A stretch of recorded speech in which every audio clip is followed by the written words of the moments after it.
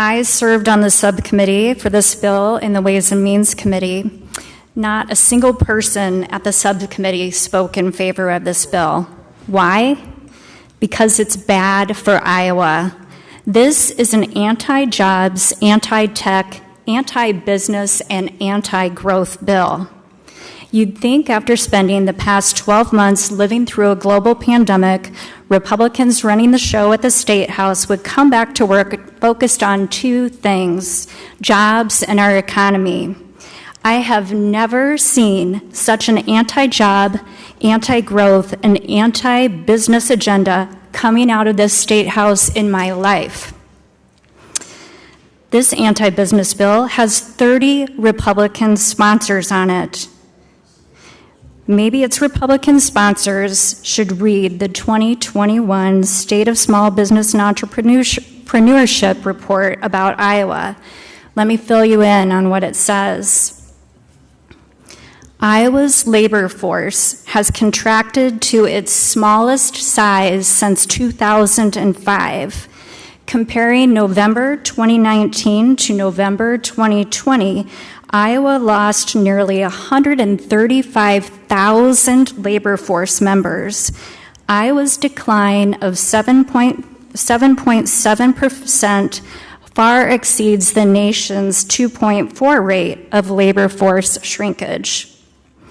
Although often overshadowed by a focus on unemployment rate, Iowa's labor force size will be an important indicator to watch in 2021 and beyond.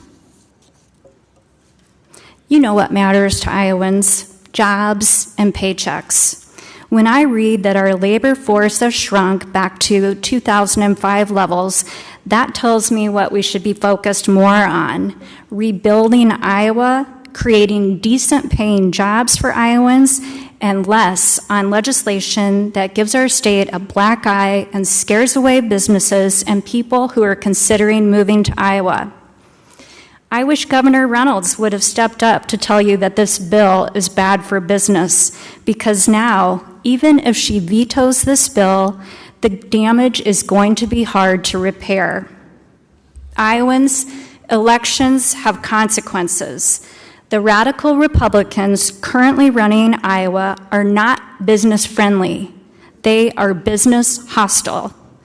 When Republican lawmakers rip the welcome mat out from under Iowa businesses, they make it harder to recruit talented and diverse workers to our state.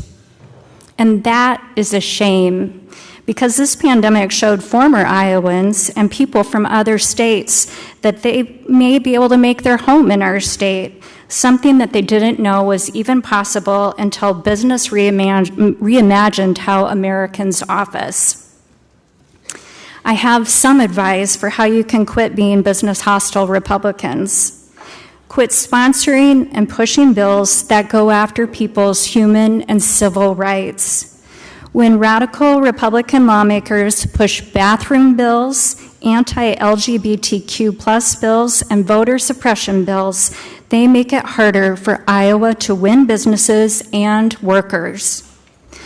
When radical Republican lawmakers push bills to get rid of tenure at our state universities and defund public education, they hurt our state's ability to grow businesses and give Iowans more opportunities for higher paying jobs.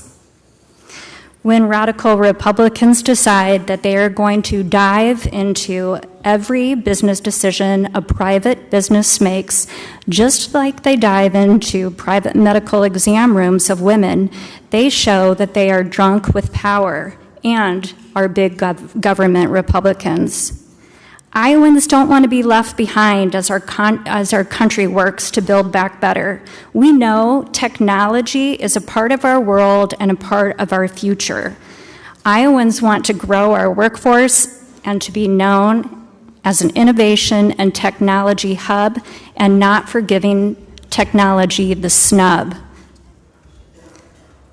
Do we have work to do to make Iowa better in technology? Absolutely. We should be focused on broadband expansion and not technology bashing.